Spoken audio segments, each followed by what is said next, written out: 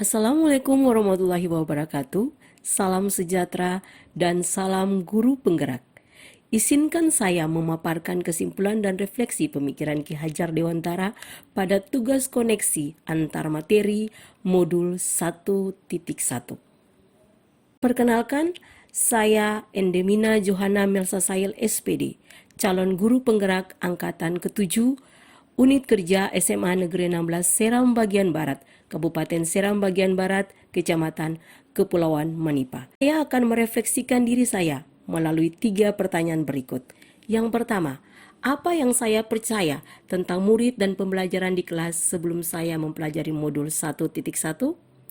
Yang kedua, apa yang berubah dari pemikiran atau perilaku saya setelah mempelajari modul ini?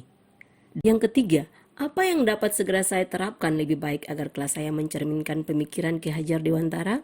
Yang saya percaya tentang murid dan pembelajaran di kelas sebelum saya mempelajari modul 1.1 adalah: yang pertama, murid memiliki konsep yang minim tentang materi, sehingga guru yang banyak mendominasi pembelajaran atau teacher center. Dalam pembelajaran, saya lebih banyak mendominasi pembelajaran. Saya lebih banyak berceramah dan murid hanya duduk diam, mendengarkan dan mencatat apa yang saya jelaskan. Yang kedua, pembelajaran terfokus pada ketercapaian materi dan KKM atau mengutamakan aspek kognitif murid. Yang ketiga, guru kurang memahami karakteristik murid. Guru menyamaratakan kemampuan murid dalam pemberian materi di kelas, padahal masing-masing murid memiliki karakteristik yang berbeda. Guru harus memahami karakteristik murid masing-masing sehingga pemberian materi mampu tersampaikan dengan baik. Dan yang keempat, murid kurang termotivasi dalam pembelajaran karena metode pembelajaran yang kurang inovatif. Dalam pembelajaran, saya lebih banyak menggunakan metode ceramah sehingga kelas jadi lebih membosankan dan membuat murid kurang termotivasi dalam pembelajaran. Berikut adalah gambaran suasana kelas saya sebelum saya mempelajari modul 1.1. Apa yang berubah dari diri saya setelah saya mempelajari modul 1.1? Yang pertama, berubahnya pemikiran saya. Saya menyadari bahwa 1. Guru bukanlah satu-satunya sumber belajar. Apapun yang ada di sekitar kita bisa digunakan sebagai sumber belajar. Murid bebas memilih sumber belajar apa dan dari mana sumber itu berasal. Tugas guru adalah menuntun mana yang baik dan mana yang tidak. 2. Pembelajaran harusnya berpusat pada murid atau student center.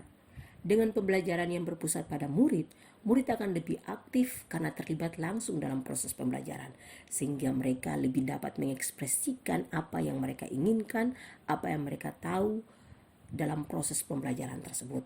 3. Memahami setiap karakteristik belajar murid. Saya lebih memahami karakteristik belajar murid dalam pembelajaran yang saya lakukan setelah mempelajari modul 1.1 ini.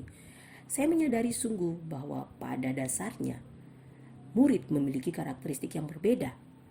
Dan karena perbedaan itulah pembelajaran akan jadi lebih berwarna. Selanjutnya, yang kedua yang berubah dari perilaku saya setelah saya mempelajari modul 1.1 ini adalah saya menyadari bahwa sebagai seorang guru, saya harus merancang pembelajaran secara menarik dan inovatif agar motivasi belajar murid meningkat. Yang kedua, saya memberikan kesempatan kepada murid untuk menyelesaikan setiap tugas sesuai dengan minat, bakat, dan kreativitasnya masing-masing. Dan yang ketiga, sebagai seorang guru, saya harus lebih cermat melihat bakat dan kemampuan mereka. Kemudian, agar kelas saya mencerminkan pemikiran Ki Hajar Dewantara, penerapan yang akan segera saya lakukan di kelas antara lain: 1. Merancang pembelajaran yang interaktif dan menyenangkan dengan melibatkan murid. Yang kedua, menerapkan pembelajaran berbasis kearifan lokal dan budaya di mana murid berada.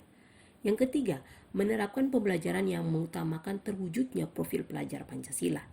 Yang keempat, menerapkan pembelajaran yang mengutamakan budi pekerti. Yang kelima, menerapkan sistem Among, di mana pendidikan yang menuntun bukan menuntut. Dan yang keenam, menerapkan pembelajaran yang sesuai dengan kodrat alam dan kodrat zaman. Kesimpulan yang dapat saya sampaikan bahwa dasar-dasar pemikiran Ki Hajar Dewantara harus kita terapkan dalam proses pembelajaran di kelas maupun di sekolah. Di antaranya, yang pertama, pendidikan adalah menuntun anak sesuai dengan minat dan bakatnya. Yang kedua, pendidikan bukanlah penanaman konsep saja, tetapi perlu juga penanaman budi pekerti yang baik. Yang ketiga, pendidikan harusnya lebih berpihak kepada anak, sehingga pembelajaran menjadi lebih menyenangkan. Yang keempat, pendidikan sejatinya adalah berhamba pada anak. Demikianlah pemaparan saya tentang koneksi antar materi, kesimpulan dan refleksi pemikiran Ki Hajar Dewantara. Mohon maaf jika ada yang salah dalam penyampaian saya. Salam Guru Penggerak.